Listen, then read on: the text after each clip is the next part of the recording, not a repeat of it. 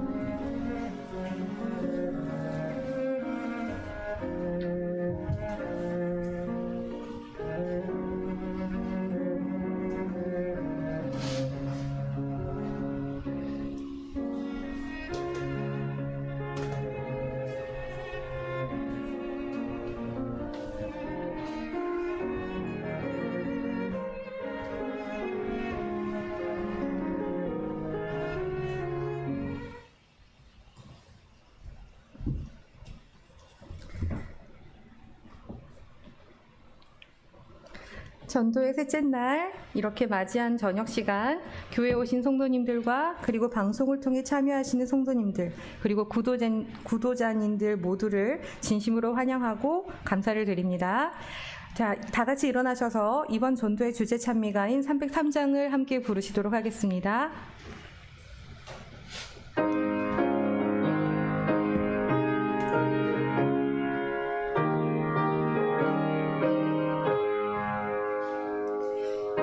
길을 밝히고 계시니 주 앞에 빨리 나갑시다.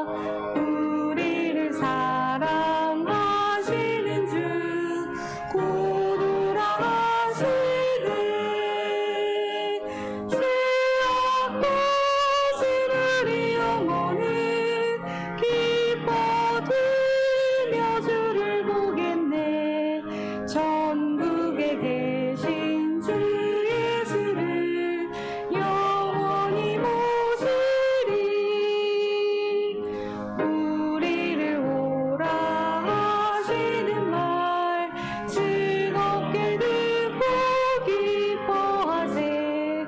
구주를 믿기 지체 말고 지금 곧 나가세.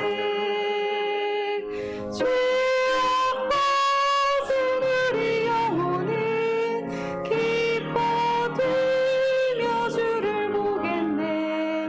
전국에 계신 주 예수를 영원히 모시리. 주들 여기 계시오니 다 와서 주의 말씀 듣세. 듣기도 하며 생각하니 참 진리 아닌가.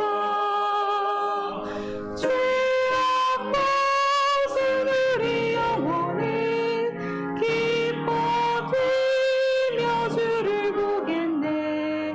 전국에 계신 주 예수를 영원히 모시리. 다 같이 기도 드리시겠습니다.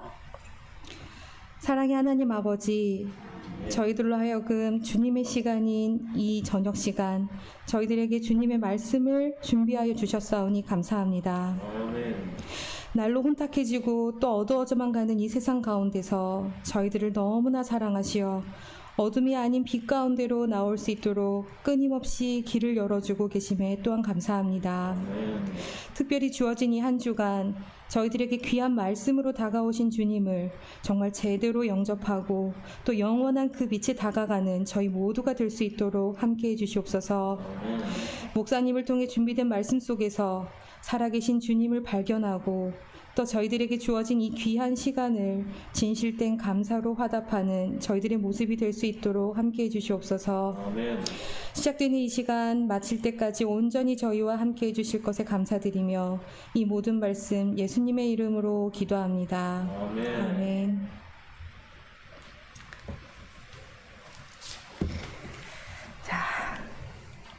오늘 하루 잘 지내셨습니까?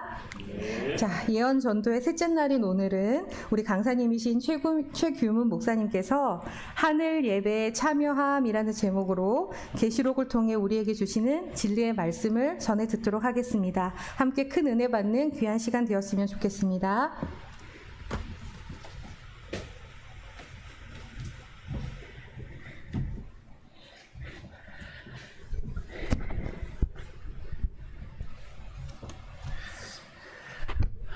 평안하십니까? 이제 제가 좀 상계동 사람이 될 것 같습니다. 네. 제가 오늘 조금 일찍 와서 제가 이곳에 주변도 둘러보고 조금 여유를 갖게 되었습니다. 네, 참 좋은 곳이라고 생각을 했습니다. 네. 오늘 계속해서 요한계시록 세미나 세 번째 시간 말씀을 펼치도록 하겠습니다. 하늘 예배에 참여함이라는 제목으로 말씀을 펼치겠습니다. 먼저 온라인으로 참석해 주신 저희 가족들 사진을 통해서 좀 우리가 환영해 주는 그런 시간을 가졌으면 좋겠습니다. 우리 최혜진 집사님 가정 보기 좋습니다. 네, 함께 시청하시는 제가 보니까 조회수가 이제 200회 가까이 이렇게 이르러 가고 있더라고요. 참 많은 분들이 말씀을 사랑해 주시고 가정에서 이렇게 함께 참여해 주심을 감사합니다. 그리고 정태수 장로님 가정 또 함께 참여해 주신 것 같습니다. 아마 참여해 주신 분들 저희가 환영할 뿐만 아니라 교회에서 귀한 선물을 준비했다고 제가 알고 있습니다. 또 SNS를 통해서 많은 분들이 소식들 알려주셨습니다. 저도 보니까 상당히 반갑습니다. 제 얼굴이지만 상당히 반갑습니다. 네, 저도 힘이 나는 것 같습니다. 좀 더 많은 분들이 하나님의 말씀 앞에서 헌신하는 그런 한 주간이 되었으면 좋겠습니다. 오늘 저는 참으로 중요한 말씀을 펼칠까 생각을 합니다. 저는 요한계시록을 여는 첫 번째 열쇠, 요한계시록 4장과 5장의 말씀, 그 중에서 일부분을 좀 펼치고자 합니다. 특별히 4장과 5장에는 많은 주제들이 포함되어 있지만 예배와 연관해서 제가 말씀을 펼치겠습니다. 여러분들이 잘 아시는 것처럼 요한복음 4장에는 한 여인에 관한 이야기가 기록되어 있습니다. 인간 이상의 도움이 필요한 사마리아 수가 지방의 한 여인의 이야기가 나와 있습니다. 이 여인은 인간적으로는 해결될 수 없는 문제를 안고 있었습니다. 5 남편을 통하여 한 남편도 복잡한데 헝클어진 인생에 더 이상 추스릴 수 없는 미래를 앞에 두고 이 여인은 너무나 답답한 가운데서 사람을 피해서 물동이를 핑계 삼아서 사람이 없는 시간에 떼약볕에 그 물가에서 사람을 피해서 이 시간이라도 조금의 홀로 마음의 안정을 취하기 위해서 이 여인은 홀로 이 우물가로 나가게 되었습니다. 그런데 예수님께서 느닷없이 그곳을 찾으셨습니다. 사람을 피워왔는데 예수님과 예수님의 제자들이 이 사나이들이 그곳을 방해할 것처럼 여인에게 다가왔습니다. 헝클어진 인생의 땅의 문은 닫히고 이 여인에게는 신앙의 문제마저 확신이 없었습니다. 이 땅의 문제만 해도 복잡한데 예배에 관한 문제가 이 여인에게 가장 큰 문제였습니다. 신앙의 허공을 맴돌았습니다. 하나님의 임재에 대한 확신, 기도 응답에 대한 확신, 예배를 드릴 때마다 하늘이 열린다는 그런 확신이 부족했습니다. 이 여인은 하늘과 땅의 모든 문제에 있어서 정리되지 못한 그런 인생의 고민 가운데서 느닷없이 예수님과 맞닥뜨리게 되었습니다. 예수님께서 자비롭게도 먼저 말문을 열어주셨습니다. 나에게 물을 좀 달라고 했습니다. 이 여인이 예수님을 아래 위로 살펴봅니다. 유대인으로서 어떻게 나 같은 이방 사람에게 먼저 말을 걸어오십니까? 예수님께서 너에게 말을 거는 내가 누구인 줄 네가 알았더라면 네가 먼저 나에게 물을 달라 했을 것이다. 여인이 한 번 더 예수님을 아래 위로 살펴봅니다. 물은 깊은데 두레박은커녕 물 바가지 하나 없습니다. 당신이 어떻게 나에게 물을 줄 수 있겠습니까? 여인아, 네가 이 물이 아니라 속에서 솟아나는 물을 구하러 왔다는 것을 나는 안다. 아직 여인은 마음을 열지 못했습니다. 예수님께서 또 한 번 다가가셨습니다. 너무나 자비롭게 마음문 열기가 힘든 이 여인에게 지속적으로 예수님께서 다가가셨습니다. 가서 남편을 데려오라. 남편 없습니다. 남편 이야기하면 끝입니다. 세상에 저에게는 비밀스러운 한 부분이 있는데 그것 터치하시면 끝장입니다. 남편 없습니다. 예수님께서 여인을 바라보며 이야기했습니다. 너에게 남편 5이 있었지만 지금 있는 자도 내 남편이 아니니 내 말이 옳도다. 여인이 옷깃을 여미었습니다. 세상에 이 문제를 아는 사람이 누구란 말인가? 나의 가장 깊은 곳, 아무도 출입할 수 없는 그곳, 하나님과 나 두 분 외에는 접근할 수 없는 어쩌면 내 마음의 성소에 갇혀 있는 죄의 문제에 대해서 꿰뚫어 볼 수 있는 이 사람이 누구란 말인가? 모두에게는 마음의 성소가 있습니다. 그곳에 죄의 문제가 모이는 것입니다. 인생의 가장 큰 고민이 우리 마음의 가장 깊은 곳에 몰려듭니다. 이 여인은 아무도 접근할 수도 없고 아무에게도 알리지도 못하는 이 문제를 정확히 꿰뚫어 보는 이분이 누구란 말인가? 여인은 옷깃을 여미고 정색하며 이제는 여인이 예수님에게 말을 걸어오기 시작했습니다. 보아하니 당신은 선지자입니다. 저에게 예배 상담을 좀 해주십시오. 신앙 상담이 저는 필요합니다. 제 마음의 성소로 접근할 수 있는 분이라면 제 신앙을 좀 상담해 주십시오. 이 여인이 정색을 하고 예수님 앞에 마음문을 열기 시작했습니다. 아버지께 참되게 예배하는 자들은 영과 진리로 예배할 때가 오나니 하나님은 영이시니 예배하는 자가 영과 진리로 예배할지니라. 요한복음 4장 23절에 예수님께서 그 유명한 말씀을 이 여인에게 해주셨습니다. 여인아, 네가 신앙의 문제로, 예배의 문제로 고민하고 있는 줄을 내가 안다. 그런데 이 산도 아니고 저 산 예루살렘도 아니고 하나님께 진정으로 예배하는 자들은 진리와 영으로 예배할 때가 온다. 이 여인이 이런 깊은 영적인 대화가 되는 예수님을 보고 놀랐습니다. 여인이 자기의 신앙의 깊은 것을 예수님에게 고백했습니다. 25절 여자가 이르되 메시아 곧 그리스도라 하는 이가 오실 줄을 내가 아노니 그가 오시면 모든 것을 우리에게 알려주시리이다. 이 여인은 알고 보니 성경 박사였습니다. 우리식으로 말하면 재림 준비가 철저하게 된 사람이었습니다. 유대의 지도자들은 간과하고 있을지 모르지만 이 사마리아의 이 여인은 초림에 대해서 너무나 분명한 기별을 가지고 있었습니다. 저는 메시아를 기다리는 사람이고 그분이 오시면 이 모든 것을 우리에게 밝히 알려주실 줄을 제가 알고 있습니다.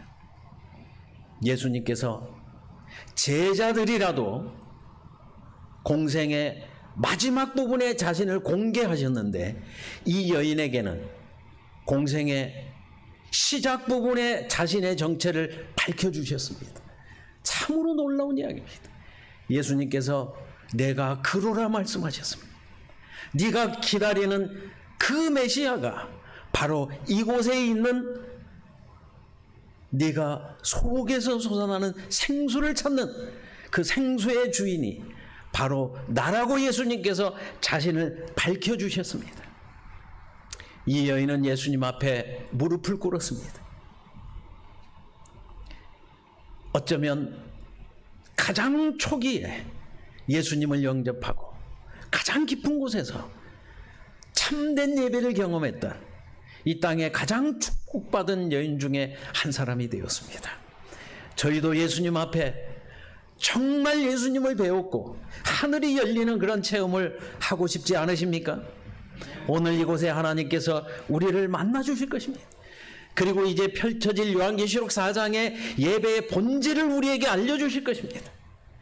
아버지께 참되게 예배하는 자들은 영과 진리로 예배할 때가 오나니 하나님은 영이시니 예배하는 자가 신령과 진정으로 예배할지니. 요한계시록 4장과 5장에 이 예배에 관한 말씀이 펼쳐져 있습니다. 오늘 저는 이 말씀을 펼칠 것입니다. 요한은 계시 가운데 하늘 보좌로 이끌리게 되었습니다. 요한계시록 4장 2절의 말씀을 제가 읽겠습니다.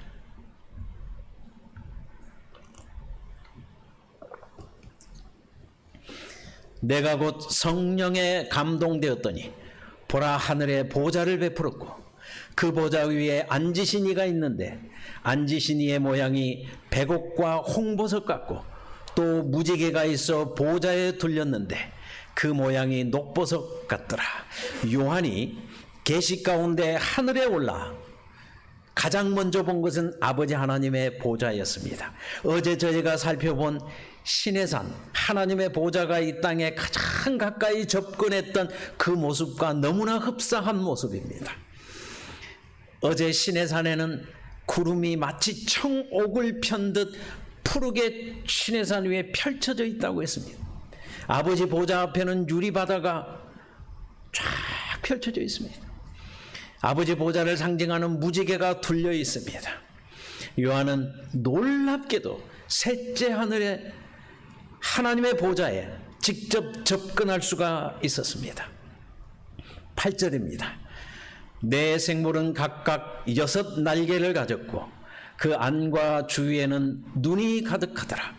그들이 밤낮 쉬지 않고 이르기를 거룩하다 거룩하다 거룩하다 주 하나님 곧 전능하신 이여 전에도 계셨고 이제도 계시고 장차 오실리라 하시고. 요한에게 펼쳐진 놀라운 장면은 하늘의 존재들이 아버지 하나님 앞에서 경배하는 장면입니다. 그런데 밤낮 쉼이 없이 하나님께 찬양하며 예배하는 장면을 요한이 목도하게 되었습니다. 얼마나 놀라운 장면입니까? 10절에 보시면 세 번째로 24장로들이 보좌에 앉으신 이 앞에 엎드려 세세토록 살아계신 이에게 경배하고 자기의 면류관을 보좌 앞에 드리며 이르되. 세 번째 요한이 본 것은 24장로들이었습니다. 이 땅에 구속받은 자들을 대표하는 24장로들이 하나님의 보좌 가장 가까이에서 함께 경배하며 예배하며 찬양하는 모습을 보게 되었습니다. 어제 살펴본 시내산에서도 모세와 함께 70장로들이 시내산에 올라 하나님의 보좌 앞에서 함께 먹고 하나님의 말씀을 들었다 기록되어 있지 않습니까? 오늘은 24장로들이 하나님 보좌 주변에서 하나님을 예배하고 있는 장면이 펼쳐지고 있습니다. 그러므로 요한계시록 4장과 5장의 구약적 배경 중에서 가장 연관성이 깊은 배경은 어제 살펴본 시내산의 배경이라고 하는 것을 우리는 즉각적으로 알 수가 있습니다. 11절입니다. 우리 주 하나님이여 영광과 존귀와 권능을 받으시는 것이 합당하오니 주께서 만물을 지으신지라 만물이 주의 뜻대로 있었고 또 지으심을 받았나이다 하더라. 그들이 하나님께 예배하는 정당한 이유는 하나님께서 창조주가 되시고 만물을 지으셨기 때문에 하나님께서 우리의 창조주로서 우리의 경배를 받으시는 것은 너무나 합당하다고 그들은 노래하고 있습니다. 밤낮으로 하나님 앞에 찬양하고 있습니다. 5장 2절입니다. 지금부터의 말씀이 너무나 중요합니다. 5장 2절입니다. 또 봄에 힘있는 천사가 큰 음성으로 외치기를 누가 그 두루마리를 펴며 그 인을 떼기에 합당하냐 하니 아버지 하나님께서 보좌에 앉으셨는데 그 오른손에 임봉된 두루마리가 있습니다. 말씀이 기록된 두루마리가 있습니다.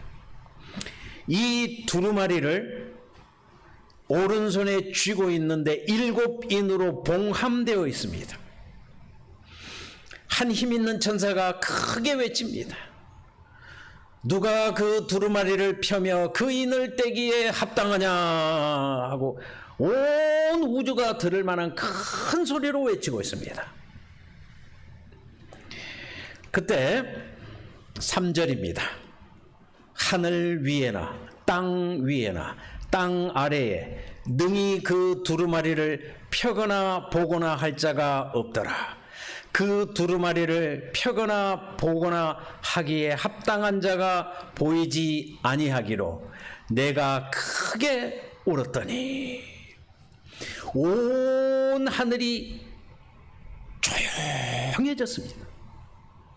찬양이 그쳤습니다. 온 우주에 이 두루마리를 받거나 그 인을 뗄 존재가 보이지 않습니다. 고요가 지속됩니다. 요한이 크게 울었다고 했습니다.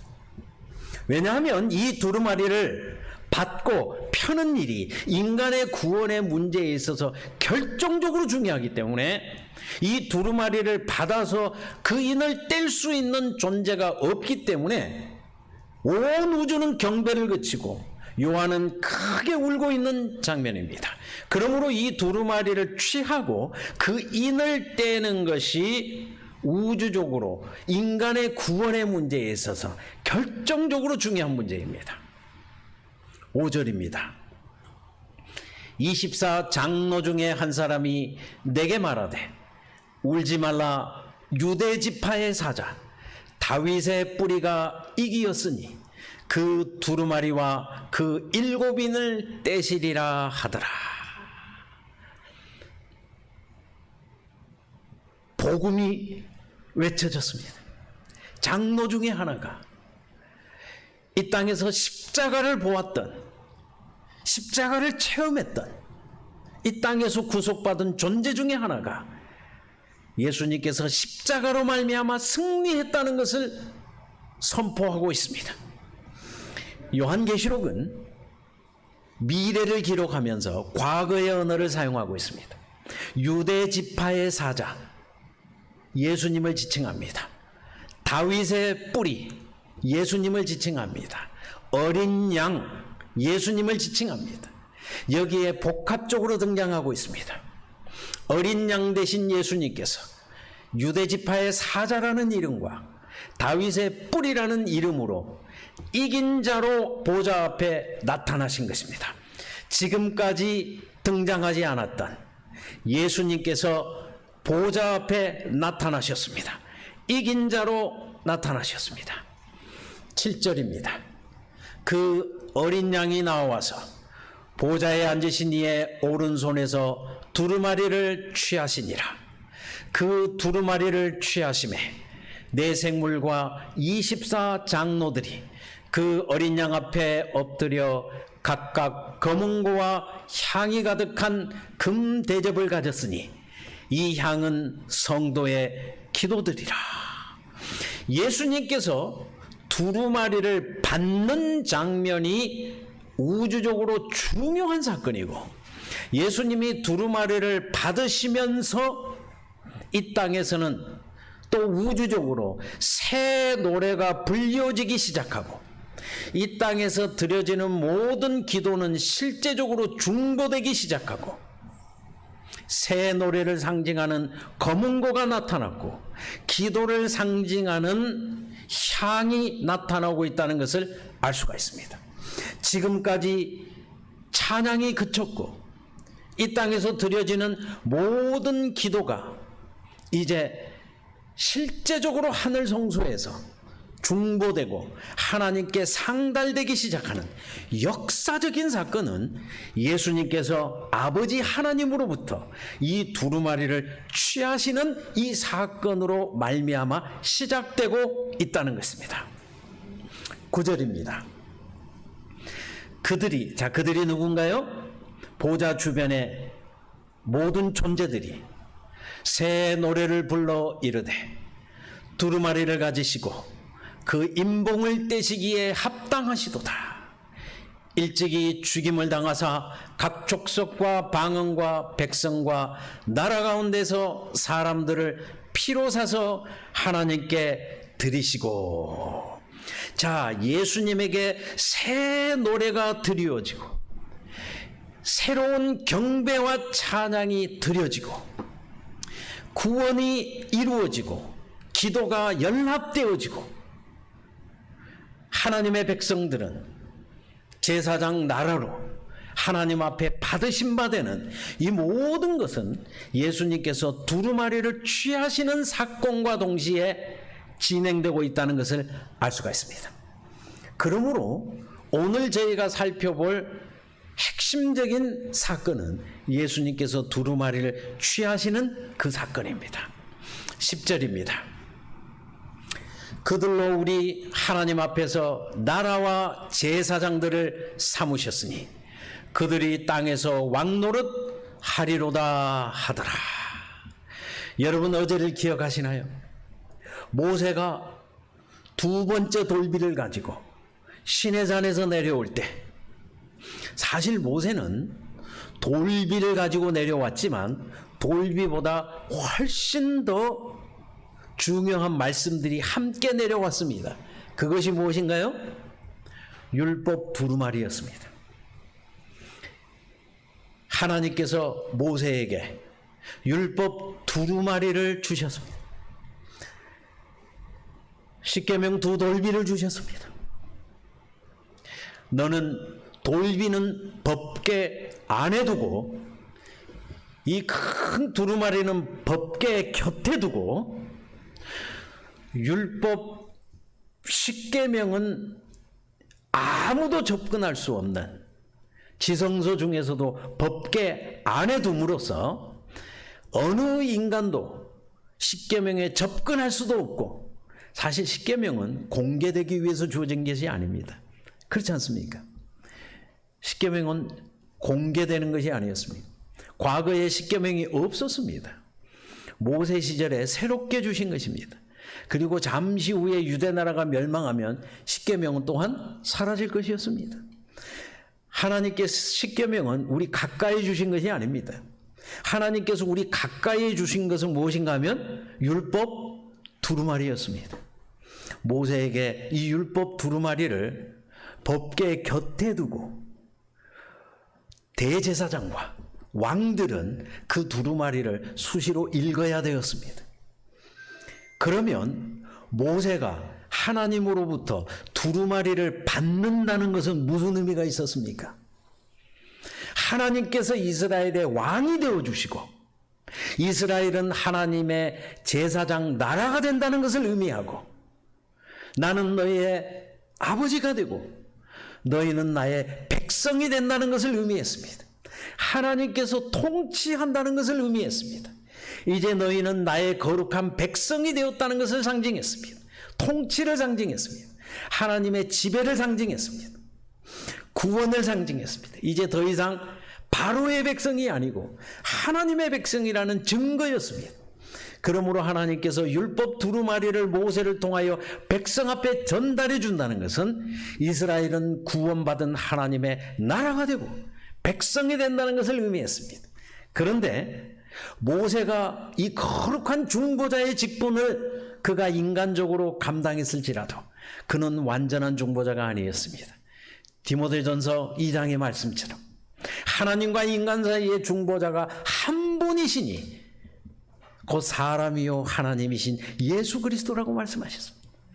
그러므로 모세가 시내산에서 율법 두루마리를 받는 것은 잠시 후에 하늘 성소에서 십자가에서 승리하신 예수님께서 온 인류를 피로 사시고 마치 이스라엘이 출애굽에서 구원받은 것처럼 온 인류가 십자가에서 구원을 받고 하나님의 나라가 되고 하나님의 제사장 나라가 되는 이 거룩한 하나님의 백성이 되는 예식, 그 중심 부분에 예수님께서 아버지 하나님으로부터 두루마리를 받는 이 사건이 기록되어 있는 것입니다. 그러므로 하나님께서 구속을 이루시고 우리를 통치해 주시고 우리를 백성으로 삼아 주시는 이 모든 일의 중심에 예수님께서 두루마리를 받는 이 사건이 있는 것입니다. 11절입니다. 내가 또 보고 들으매 보좌와 생물들과 장로들을 둘러선 많은 천사의 음성이 있으니 그 수가 만만이요 천천이라. 그 큰 음성으로 이르되 죽임을 당하신 어린 양은 능력과 부와 지혜와 힘과 존귀와 영광과 찬송을 받으시기에 합당하도다 하더라. 예수님께서 두루마리를 취하심으로 24장로로부터 시작해서 다시 한번 하나님께 예배하며 경배하는 일이 다시 시작되게 된 것입니다. 우리를 피로 사시고 우리를 하나님의 제사장 나라로 삼아주시고 이제 우리의 기도는 아버지 앞에 다시 한번 상달될 수 있고 우리는 새 노래를 부를 수 있다는 이 사실, 이 새로운 주제. 기왕에는 하나님께서 창조주가 되심으로 우리에게 경배를 받으시기에 합당하다고 그들은 찬양했지만 이제는 창조주뿐만 아니라 우리를 구속해 주셨다는 이 사실 때문에 그들은 다시 한번 새 노래로 하늘에서 찬양을 시작하게 되었습니다. 이 찬양에 보좌 주변을 둘러싼 천천만만의 천사가 다시 찬양 가운데 합세하고 있는 모습입니다. 보좌 가장 가까운 데서부터 찬양이 시작되어서 천천만만의 천사로 찬양이 마치 연못에 돌멩이를 하나 던지면 그 동심원이 멀리 멀리 퍼져가듯이 이 찬양이 온 우주로 퍼져가는 것입니다. 13절입니다. 내가 또 들으니 하늘 위에와 땅 위에와 땅 아래와 바다 위에와 그 가운데 모든 피조물이 이르되 보좌에 앉으신 이와 어린 양에게 찬송과 존귀와 영광과 권능을 세세토록 돌릴지어다 하니 이제 그 찬양이 온 우주로 번졌습니다. 모든 피조물이 생명 가진 모든 존재들이 이 찬양에 동참했습니다. 어린 양에게 찬송과 존귀와 영광과 권능을 세세토록 돌릴지어다 라고 찬양에 동참했습니다. 여러분들이 핸델의 메시아라는 이 오라토리움을 들으시면 가장 아름다운 이 교창, 서로 찬양하는 찬양이 바로 이 찬양입니다. 어린 양에게 찬송과 존귀와 영광과 권능을 세세토록 돌리라는 이 찬양이 사부의 교창을 통해서 계속해서 지속되는 이 어린 양에게 찬송을 돌리라는 찬양과 아멘송이 계속해서 지속되는 이 노래가 온 우주로 번져 나간 것입니다. 14절입니다. 내 생물이 이르되 아멘하고 장로들은 엎드려 경배하더라. 보좌로부터 시작한 새 노래가 24장로로 천천만만의 천사로 하늘과 땅의 모든 존재들로 이 찬양이 온 땅끝까지 퍼졌을 때, 이 찬양이 메아리가 되어서 다시 하나님 보좌로 돌아올 때, 보좌 가까이 가장 거룩한 천사들이 내 생물이 아멘 하고 경배와 찬양이 온 우주에 가득 차고 넘치는 장면이 요한계시록 4장과 5장에 펼쳐져 있습니다. 여러분도 오늘 이 예배에 동참하고 있는 것입니다. 우리가 예수 그리스도의 이름으로 하늘을 향해서 예배할 때 우리는 바로 그 예배에 참여하고 있는 것입니다. 이 여인은 이러한 예배를 갈급하고 물동이를 버려두고 그가 핑계 삼았던 모든 것을 버려두고 이제 더 이상 핑계는 필요가 없어졌습니다. 이 여인은 본질로 나아가게 되었습니다. 하나님을 배움으로 하늘의 예배에 동참하게 되었습니다. 여기 필립 얀스라는 정말 영성 있는 한 목사님이 이런 글을 써줬습니다. 예수님의 승천은 나의 가장 큰 믿음의 투쟁을 보여준다. 이분은 예수님의 승천 때문에 오랫동안 고민했습니다. 제자들에게 하늘이 공허하게 보였던 것처럼 예수님이 사라져버린 그 파란 하늘이 제자들에게는 너무나 공허하게 느껴졌던 것처럼 이 필립 얀시 목사님에게도 왜 예수님께서 승천하셨을까? 왜 우리 눈에서 사라지셨을까? 하는 것이 오랜 세월 믿음의 투쟁이었습니다. 그 투쟁의 본질은 이런 것이었습니다. 예수님의 승천이 실제로 일어난 일인지 아닌지가 아니라 왜 그래야만 했는지, 그분이 지금 어디서 무엇을 하고 계시는지가 이 얀씨의 고민이었습니다. 개신교의 목회자로서 예수님을 잃어버린 것입니다. 승천하신 예수님께서 구체적으로 하늘에서 무슨 일을 하고 계시는지 평생의 고민이 되었습니다.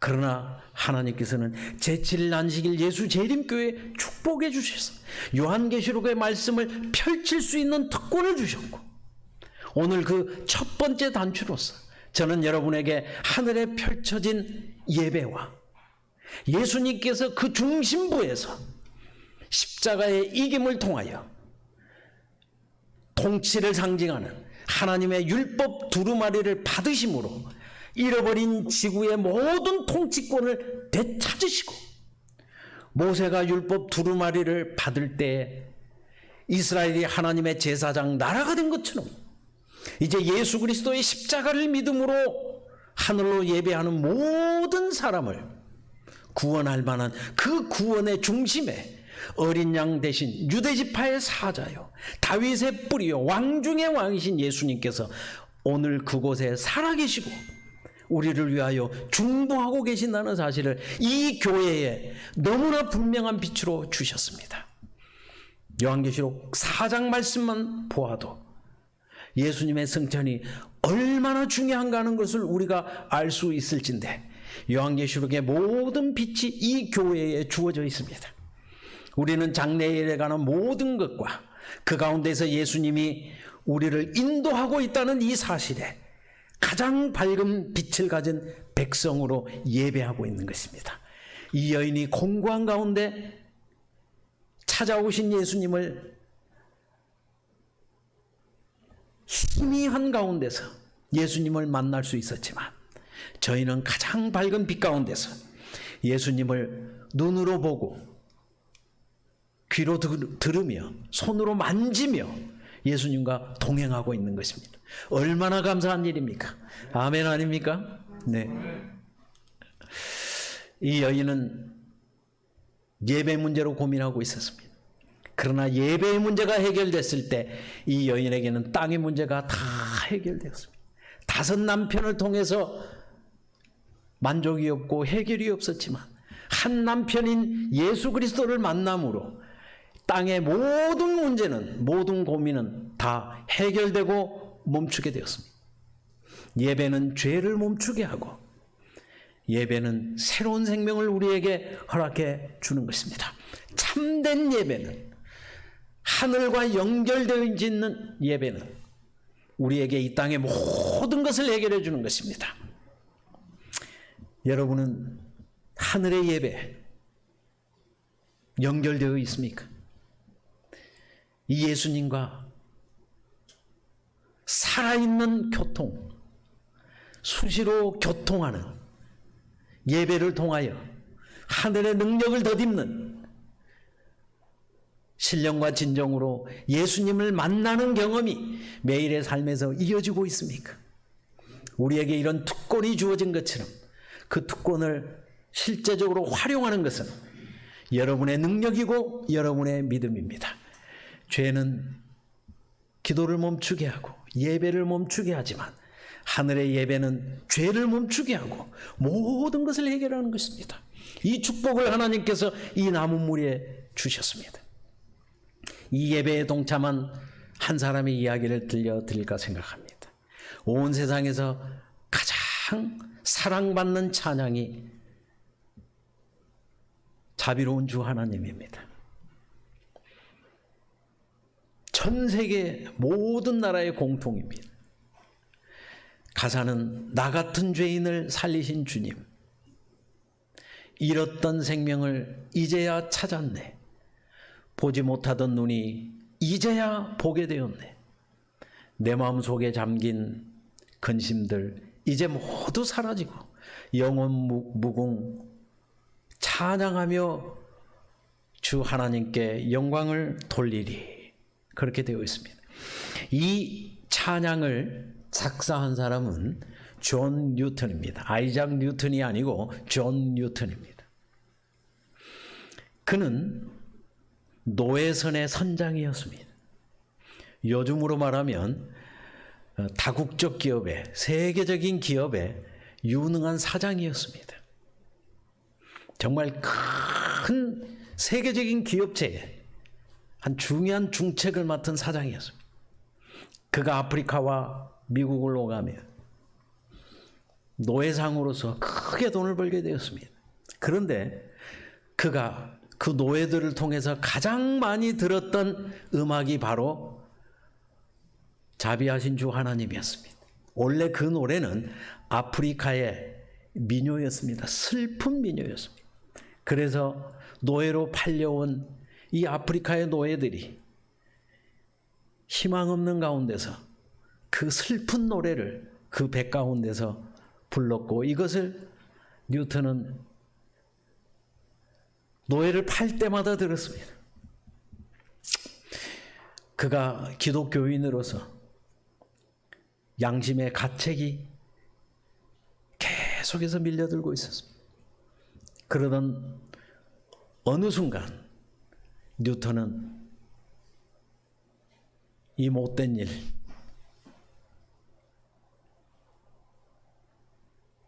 이 죄악의 직업을 버리고 하나님께 헌신해야 한다는 것을 깨닫게 되었습니다. 진정으로 거듭나게 되었습니다. 그때 그는 세상에서 가장 슬픈 곡조에 세상에서 가장 기쁜 구원에 관한 가사를 실어서 이 자비로운 주 하나님을 완성하게 되었습니다.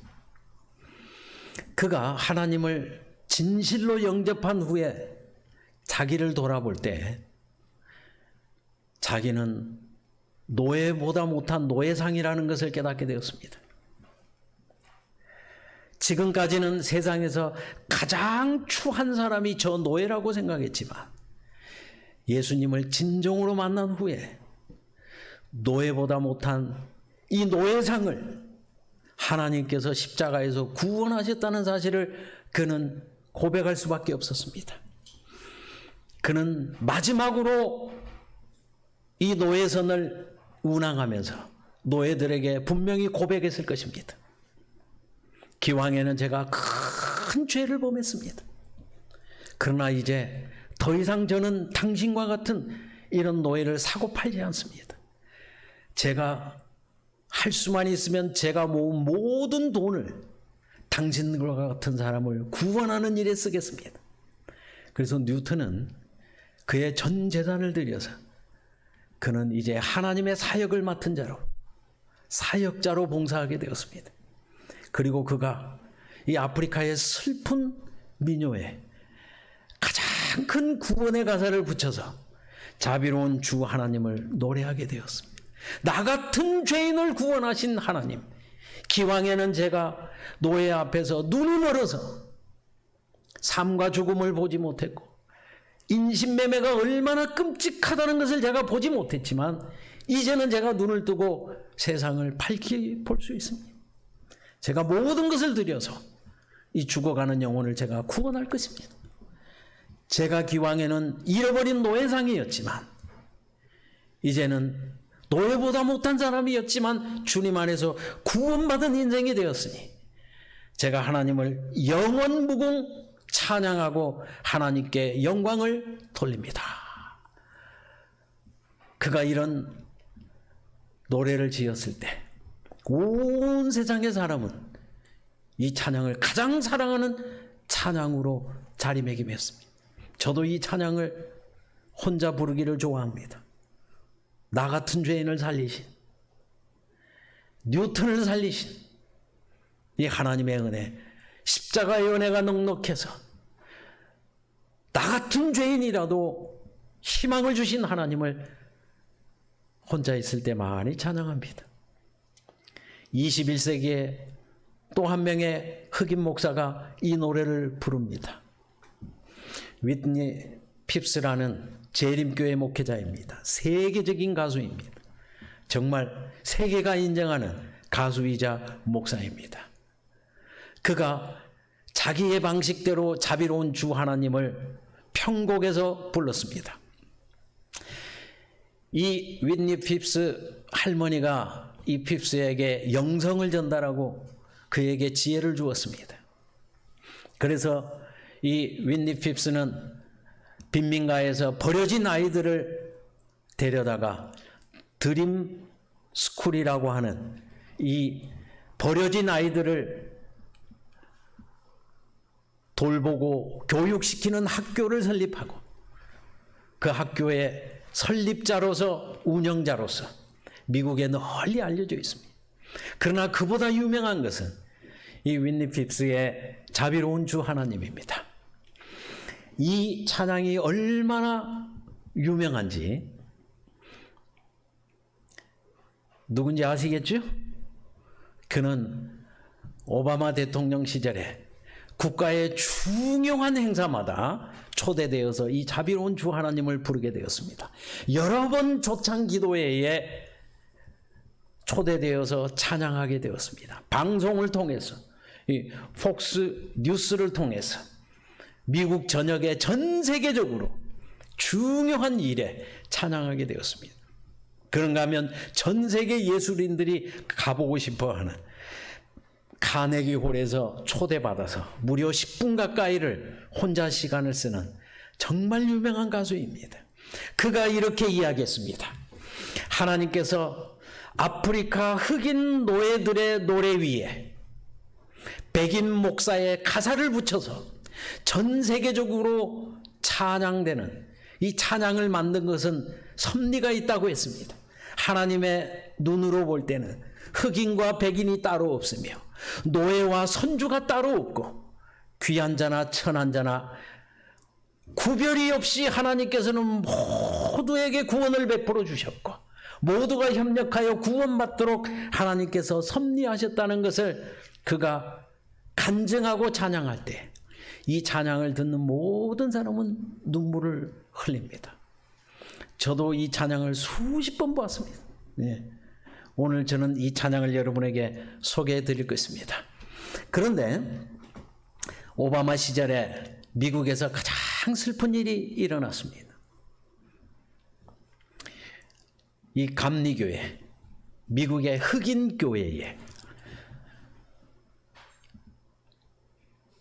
백인이 총기 난사를 한 것입니다. 예배 중에 총기 난사로 수십 명이 그 자리에서 즉사했습니다. 정말 슬픈 일입니다. 오바마 대통령이 그 교회를 방문했습니다. 차마 입을 뗄 수가 없었습니다. 뭐라고 수습할 수가 없었습니다. 긴 침묵이 흐른 후에 오바마가 자비로운 주 하나님을 불렀습니다.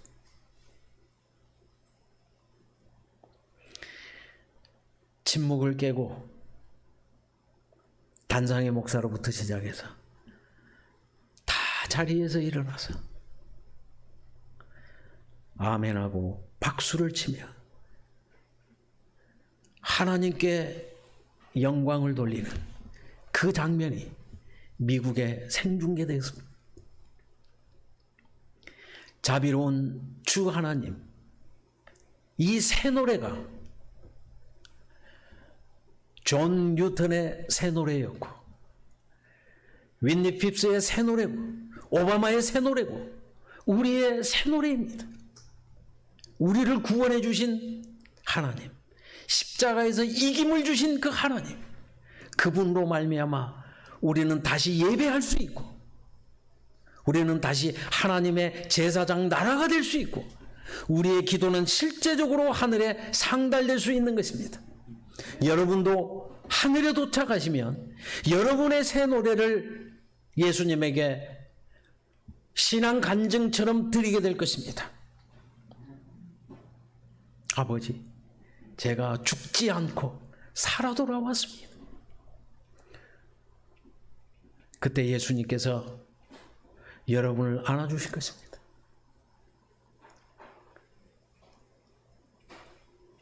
네가 죽지 않고 돌아왔다니.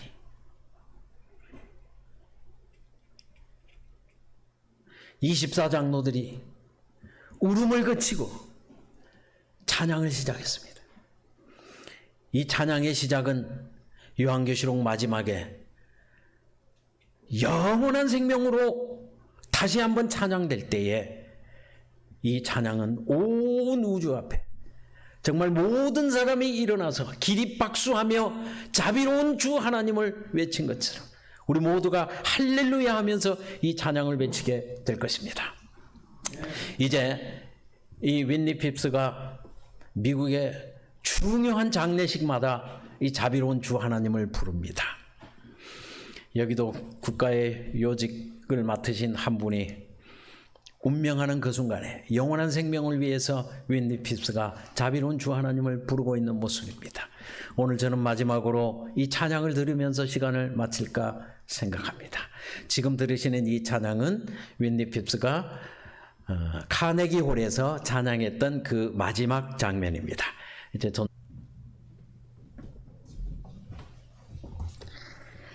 귀한 말씀으로 함께 해주신 목사님께 감사를 드립니다. 다 같이 일어나셔서 마치는 찬미 116장을 다 함께 부르시도록 하겠습니다.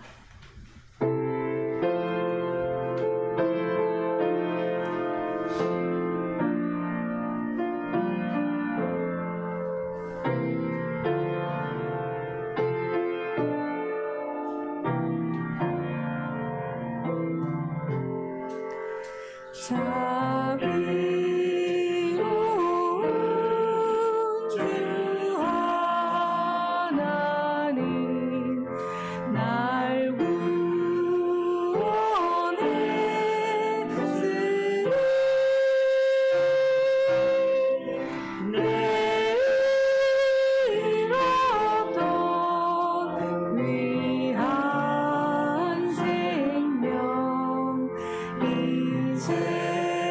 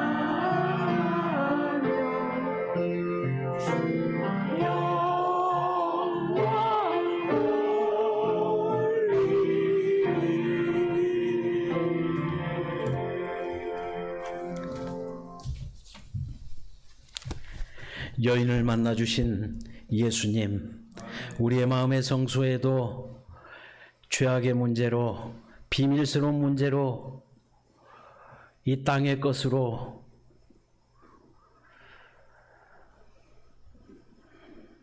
해결할 수 없는 문제로 가득 채워져 있습니다. 예배마저 흔들릴 때가 저희에게도 있습니다. 그러나 여인을 찾아주셨고 여인의 마음의 성소를 정결케 해주셨고 숨겨진 죄의 문제라도 해결해 주신 하나님의 사랑과 능력을 인하여 감사합니다. 노예상이라도 구원하시고 인신매매하는 자라도 구원해 주신 하나님의 십자가의 이기심을 인하여 감사합니다. 저도 구원해 주셨음을 인하여 감사합니다. 우리 모두 이 예배의 귀한 곳, 깊은 곳을 체험해 싸우니 우리가 이 뉴턴의 간증처럼 영원 무궁토록 하나님과 가까이에서 동행하게 하시고 승리자가 되게 하여 주시옵소서. 우리에게 이김을 주신 예수 그리스도의 이름으로 기도하옵나이다. 아멘.